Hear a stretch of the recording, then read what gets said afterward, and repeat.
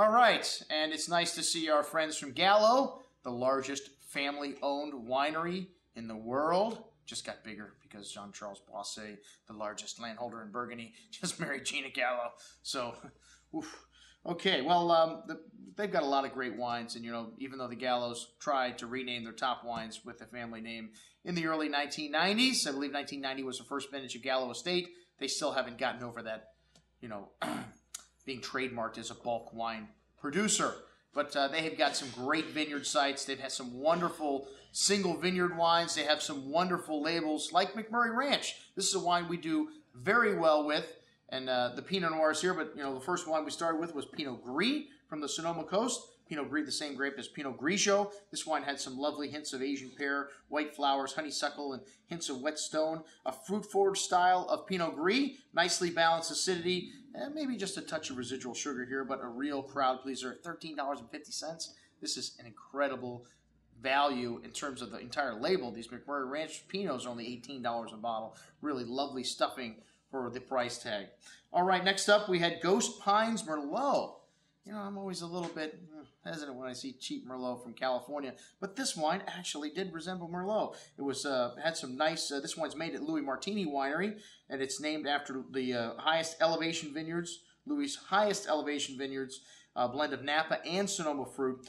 Nice plum and cherry fruit on the nose with hints of fine herbs. One of the telltale signs you've got Merlot. More in the front of your mouth than the back. Nice, soft, round tannins on the palate with a good amount of fruit here and some nice freshness. A really nice little balanced Merlot at $14.25. If you like Merlot, man, this is one of the best values I have had all year from California.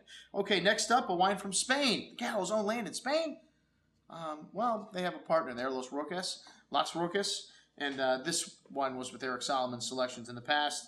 And some old vine Grenache. Some of the best old vine Grenache in the world. It comes from Spain and for short money. Hey, their little Las Rocas regular entry wine for $10 is a really smart little wine too. We had the Vievines, the old wine here. This had this lovely warm berry pie nose, lovely fresh bouquet of flowers, white pepper spice, light smoky tobacco kind of nuance. A really nuanced nose here. Lovely black raspberry fruit and raspberry on the palate with a nice hand of acidity and dried flower notes kind of showing up on the finish. Really nice little wine for $17.25. All right, and then the Louis Martini Napa Cabernet Sauvignon. A lot of people today don't realize Louis Martini was a legend, is a legend, an icon of Napa Valley, like Robert Mondavi. And this is, around the turn of the century, one of the four original wineries, the last century, not this one, that was open in Napa Valley. And in the 40s and 50s, one of the pioneers, one of the top producers. You say the Louis Martini name today, a lot of people think of grocery store wine.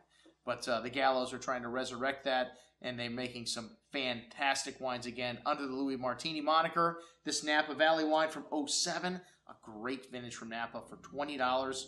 Again, did I just say one of the best values that I've had from a California wine that I've had this year? Fabulous amount of red currant and cassis berry fruit here on the nose. Fresh herbs, a nice hand of earth as well. Big and chewy on the tongue with quite a bit of tannins, quite a bit of substance there, but plenty of currant berry fruit to last through the finish. Very nicely balanced. Classic Napa Valley Cabernet for $20. Excellent. All right, well, next up, we've got our friends from Hidalgo Imports. That's right, folks, a Spanish company with a few Bordeaux's.